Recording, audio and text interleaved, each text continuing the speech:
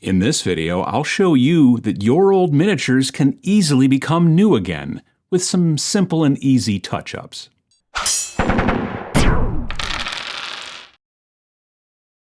There's an old saying that's been widely attributed to Leonardo da Vinci.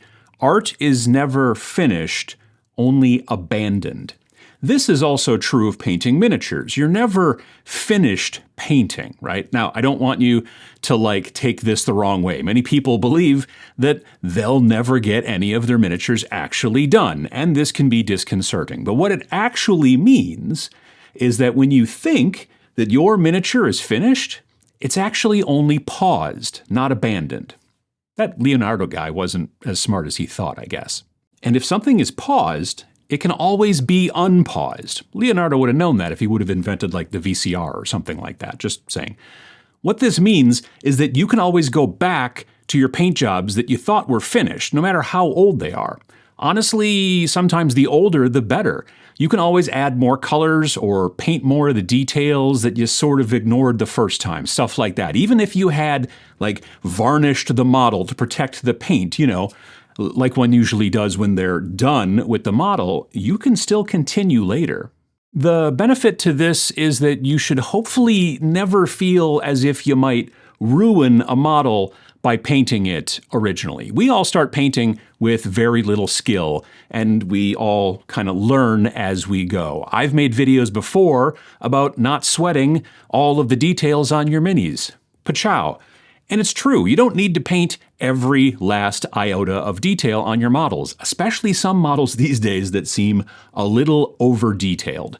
However, later on, when your painting skills have kind of improved and whatnot, you can then always choose to go back and unpause the paint job and continue the work. Now, some folks will say that you shouldn't do this. You should just continue painting on, new miniatures instead. Some of those people probably are selling miniatures, so, we kind of know where they're coming from. And some people say that you shouldn't repaint or update your miniatures because they're almost kind of like a historical document. They show where you were back then, paint-wise, and then you can compare to where you are now. I'll agree on that with certain models. I keep this old Battletech Atlas as the earliest mini that I ever painted, so I can compare my new models to it and at least feel like I'm getting better. But miniatures aren't cheap, so I don't consider all of my miniatures as historical documents. As a person who paints miniatures mainly for the tabletop and not for display paint too much, I'm usually trying to get miniatures ready for play. And if I can quickly update some older miniatures to make them even better for tabletop play, then that can save me money. I can repurpose older miniatures to make them useful in a newer miniatures agnostic game, for example. And doing some quick touch-ups can help them to look a bit newer and more like my newer skill level as well, such as it is. Now, if these are really old models from when you first started painting and you kind of really used to cake on the paint back in the day, then you'd probably be better off just stripping the models and starting over. There are tons of videos out there on YouTube to help you with that.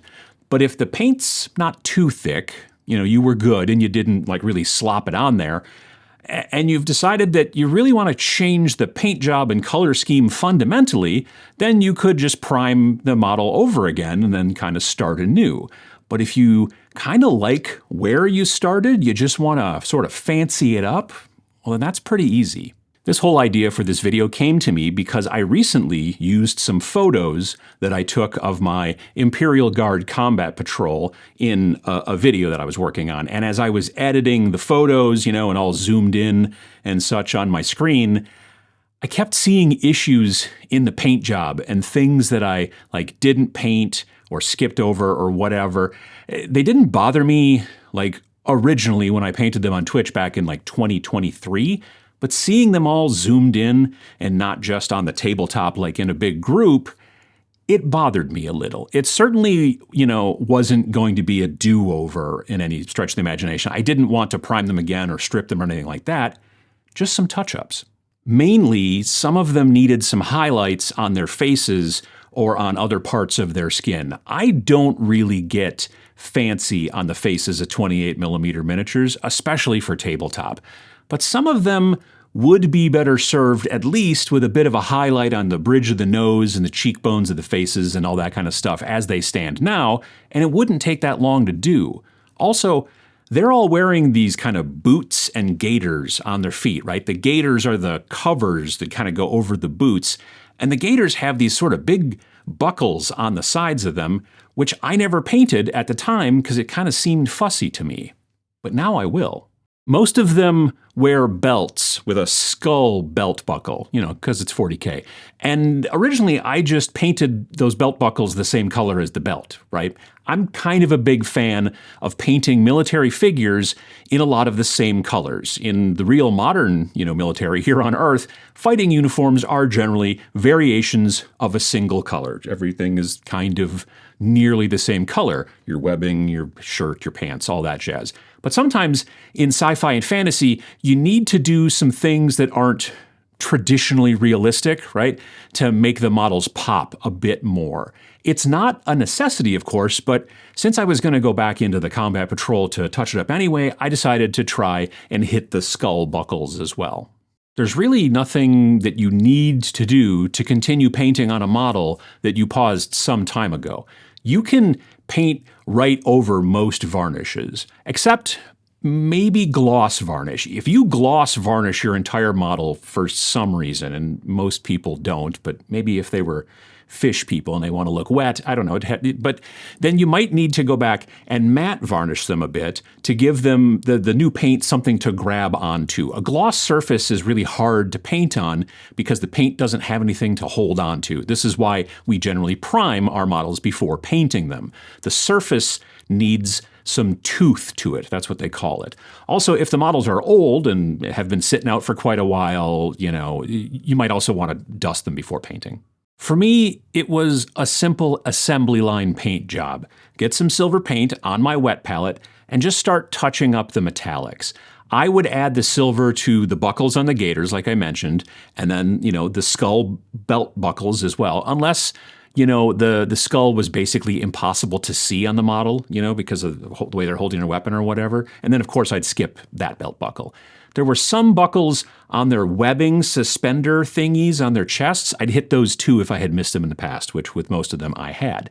Some of the models had goggles as well, and I painted the lenses silver, and then later on added a bit of wash to them to kind of help cover everything up and get it all tied together nicely. I even did some silver edge highlighting on the artillery pieces and the armored sentinel as well. You can do as much or as little as you want.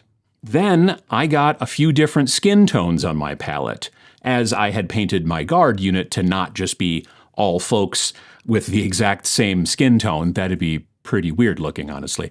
I went through on each model that, has a bit of exposed skin, which was nearly all of them, and determined whether they needed a little bit of highlighting or maybe not any at all. Again, I don't spend much time on faces for tabletop pieces, which is why these will probably look a little bit rough in close-up, but on the tabletop and in a group, they look good enough for me, and that's honestly really all that's important.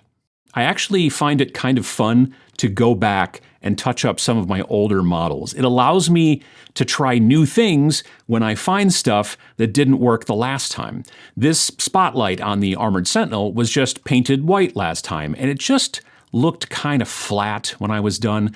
So I simply added some Ashen Stone speed paint from the Army Painter over the white, and it helped to fill in some of the details in the lens of the spotlight itself to kind of make them stand out some, and it also kind of blended where the lens and the grating over it, the security grating or whatever over it kind of met, right? And it just made it look better to me, and it took seconds.